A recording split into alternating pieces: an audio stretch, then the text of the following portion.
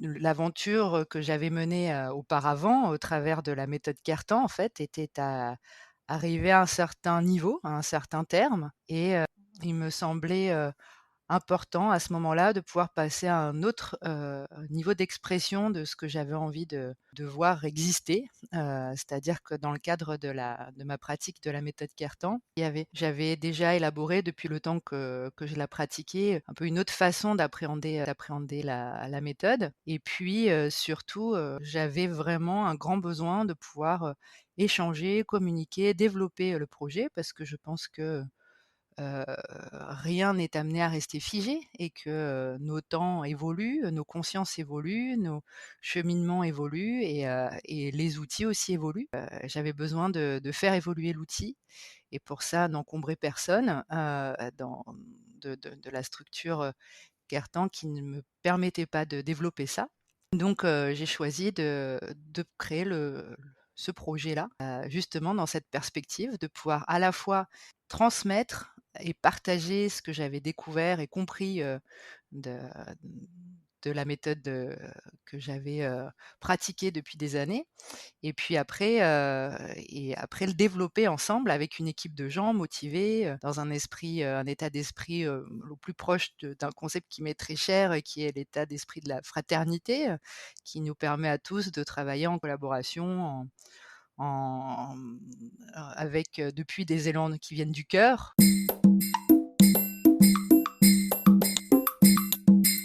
On ne subit plus et on n'impose plus. Ni l'un ni l'autre, on rayonne, on apporte notre niveau de calme. Ce nouvel épisode marque le début des conversations avec les praticiens de la PNV. Dans cet épisode, Hélène Vanseter-Husson viendra nous dire dans quel contexte est née la PNV et elle nous parle également de sa vision de la méthode. Je vous souhaite une joyeuse écoute et à bientôt. Alors, bonjour Hélène, bienvenue sur le podcast avec la PNV, donc je suis ravie. Bonjour Karine. Je te laisse te présenter puisque j'ai parlé de toi quand même, tu sais, dans la présentation. Qui tu es. Bien, donc je suis Hélène, Hélène Vanseter-Susson, je suis la personne qui a, fondé le projet, PNV, donc de la pédagogie neurovisuelle. J'ai, créé ça en 2015 et voilà aujourd'hui, je suis, celle qui organise les formations, je travaille à essayer de coordonner le développement de ce projet-là, auprès à la fois des praticiens et des personnes qui en bénéficient. D'accord, donc le réseau PNV est né avec toi. Est-ce que tu peux nous dire un peu comment il est né, comment il est arrivé dans ta vie? Ah bah, après 15 ans de pratique, j'avais développé, une f de la méthode Cartan, en fait. J'avais développé une autre façon un petit peu d'appréhender, cette méthode, dans sa compréhension, dans son développement et puis, j'avais aussi une très forte aspiration à pouvoir travailler en collaboration, en équipe et à développer en général une autre façon de pouvoir, avancer, grandir, évoluer, dans le processus de la méthode et je pouvais pas le faire exister, dans le cadre où j'étais. D'accord. Donc, comme, toujours, hein, si un jour il y a des limites, donc il y avait 2 possibilités, soit d'arriver à secouer, essayer de déranger ce qui était déjà existant, soit, de décider de proposer, ben, mon propre projet et ça m'a semblé beaucoup plus adéquat, de faire ça. Donc, une certaine maturation là, intérieure, je me suis dit: «Allez go, on y va», et j'ai, challengé la vie, je lui ai dit: «OK, en route pour ce projet-là».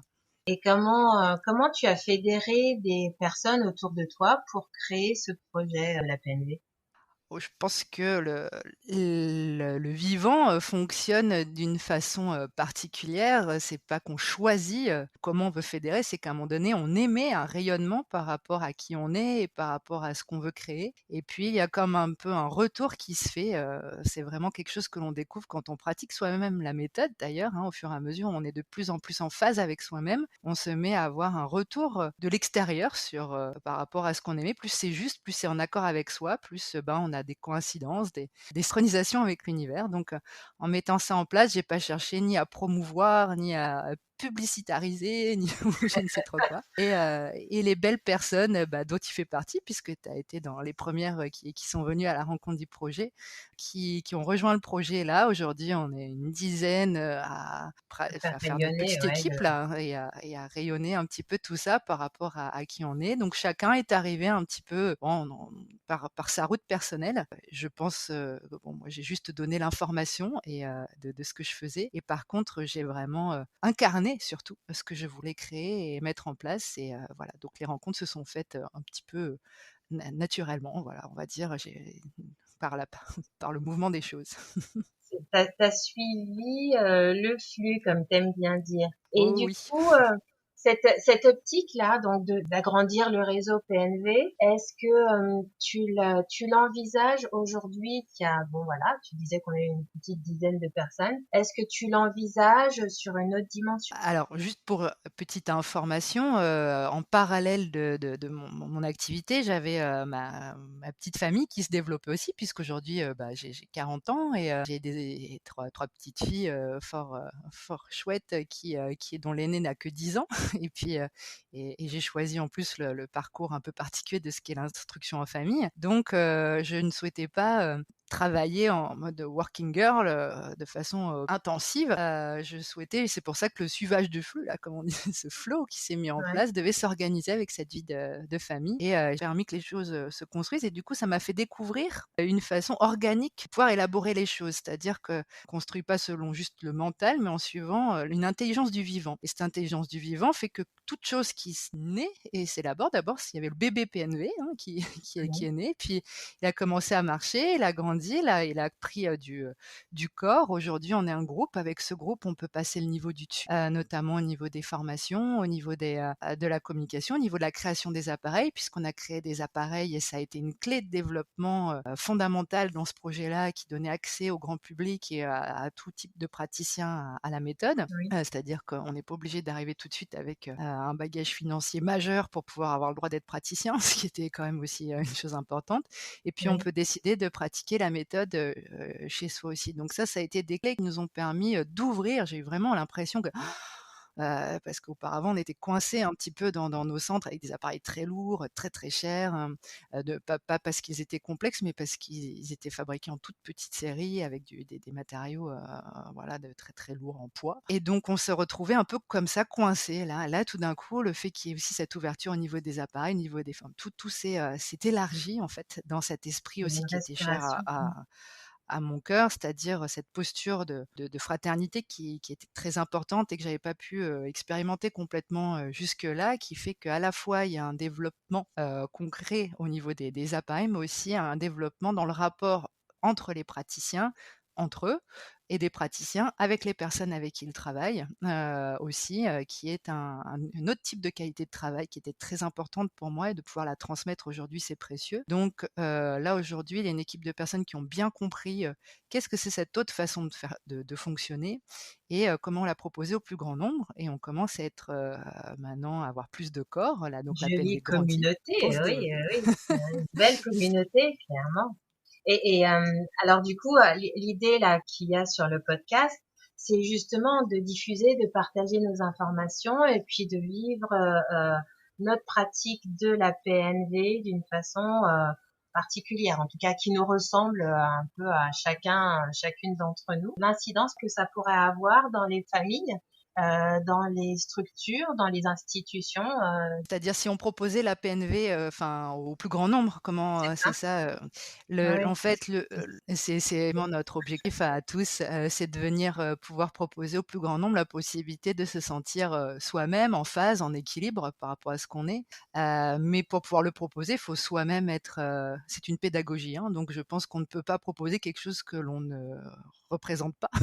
Donc voilà. Donc si, quel est le fonctionnement d'un modèle organique dans un groupe? C'est que, il y a une intelligence globale comme ça qui nous soutient. On a tous une vision qui est de pouvoir proposer aux enfants, aux adultes, dans les entreprises, tout ce qui aujourd'hui construit notre monde et on voit qu'il y a beaucoup de fonctionnements qui sont, justement, dysfonctionnel. On voit beaucoup de souffrance, au travail, à l'école, à des différents endroits et c'est vrai qu'on peut se dire que plus les gens vont être en accord avec qui ils sont profondément, en respect, en discernement par rapport à leurs limites et à celles, du coup, ils vont pouvoir entendre aussi celles des autres, au plus, de monde pourra bénéficier de ces sensations-là internes, de ce mieux-être vraiment profond qui devient complètement propre à soi, qui fait qu'à un moment donné, on peut se dire et pour en avoir fait l'expérience, hein, puisque j'ai beaucoup de maîtresses, j'ai beaucoup d'institutrices en fait, et de profs aussi qui viennent, À la dans méthode, la oui. méthode, de personnes qui viennent dans leur, dans leurs entreprises aussi.